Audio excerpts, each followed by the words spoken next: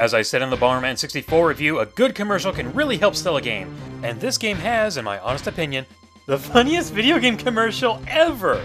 Even better than the Super Smash Bros. Commercial, and I can't stop laughing from that one! If you don't believe me, then pause the video and click the link in the description box, then tell me what you think. Go ahead, do it. Are you back? You never left? Fine, it's your loss. The story of Battle Tanx takes place in the future of 2001. Well, it was the future since it was made in 1999. In any case, there's a disease that wiped out nearly 90% of the Earth's women population. Apparently, for every one woman now, there are 1,000 men!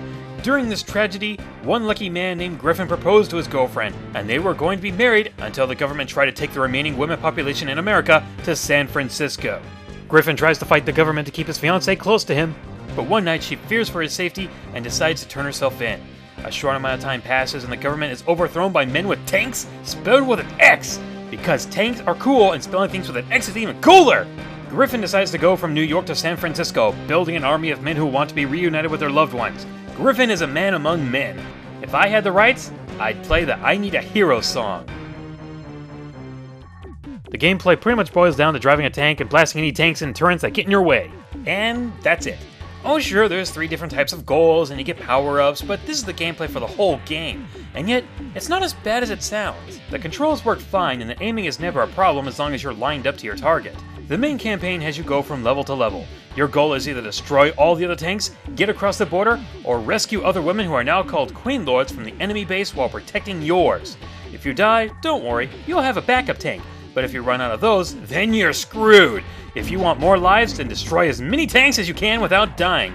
From time to time, you'll enter a bonus level where you'll drive a big tank on rails that only lets you move left and right, and it's basically an endurance test. The more tanks you wipe out, the more extra lives you can earn. And trust me, you'll need them, because when you have to rescue the Queen Lords, your men were programmed to be moving targets.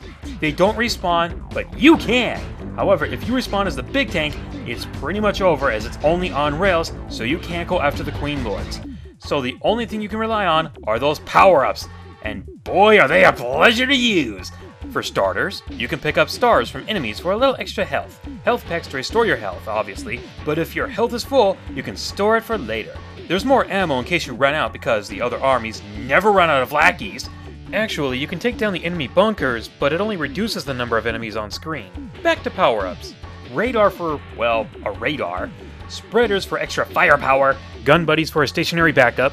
Grenades, but they only seem useful to take out those stupid landmines. Landmines, which are best placed around your base. Missiles that you can guide right in your enemy's face. Right in the face! Shields for protection. Cloaking to sneak up on unsuspecting enemies. Lightning bolts to fry your enemies. Then there's the big one. The nuke. Warning, only use the nuke if you're not afraid to die with everyone else on screen. Please see a doctor before using it. Finally, there's the multiplayer mode, where you and 3 of your friends can play in tanks, and based on what team you play as, you get a different tank and a special power-up. Believe it or not, I think I just covered the entire game. So what's good about this game?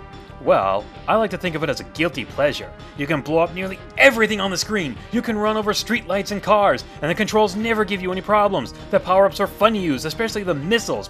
Boom! You can find ammo and other power-ups inside the buildings you just destroyed! And I can blow up this UFO in Area 51! My concerns with the game are, well, that's all you do! The Queen Lords are always protected by big tanks, so always go in there with some extra firepower, but be careful, because if you die, you lose all of your power-ups. And it's also quite annoying when the enemies get shields, especially the big tanks in the last stage. Good luck keeping your cool when you see these guys. I'm not saying it isn't fun, but it can get old. Oh, and the game uses a password system instead of saving the game. You can save it to the N64 memory card if you have one, but all of my N64 memory cards no longer work. As you can guess from how I covered the what I liked and what I didn't like, and now the conclusion parts in one section, there's not a lot to go over with this game. It's a fun little destructive game, but you'll get sick of doing the same thing over and over again. It's a guilty pleasure alright, but there's not a whole lot of depth for this game. Off the record, I would have bought Tank for the Wii U, but it doesn't have an online mode. Huge missed opportunity there, Namco. A 3 out of 5. Nothing special, but nothing terrible either.